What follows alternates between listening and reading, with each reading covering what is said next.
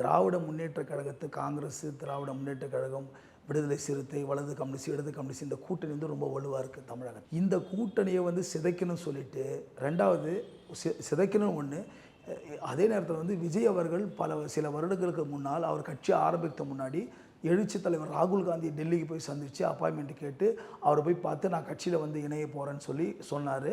அதுக்கு சில கண்டிஷன்லாம் இவங்க போட்டாங்க. அதுக்கு ராகுல் காந்தி அவர்கள் உடன்படலை.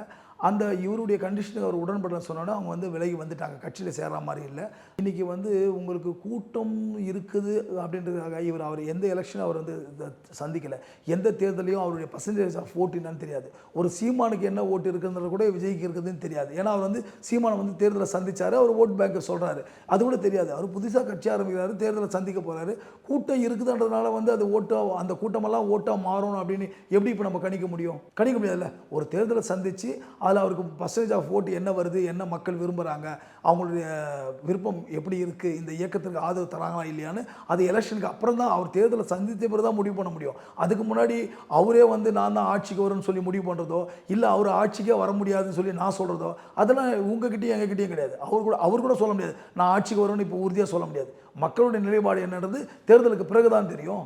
இப்போது கோயம்புத்தூரில் ஏதோ ஒரு கூட்டத்தில் வந்து செங்கோட்டையின் ஈரோட்டில் பேசும்போது அவர் எந்த இடத்துலையும் பிஜேபி பற்றி தாக்கி ஒரு வார்த்தையோட நீங்கள் ஒரு பத்திரிக்கையாளர், நீங்கள் அந்த வீடியோவை முழுக்க பார்த்துருப்பீங்க. அவர் எங்கேயாச்சும் ஒரு இடத்துல வந்து இப்போது அந்த 41 பேர் இழப்பு கரூர் சம்பவத்துக்கு அடுத்து இங்கே பேசும்பொழுது பாஜகவை தாக்கி ஒரு வார்த்தை பேசினாரா?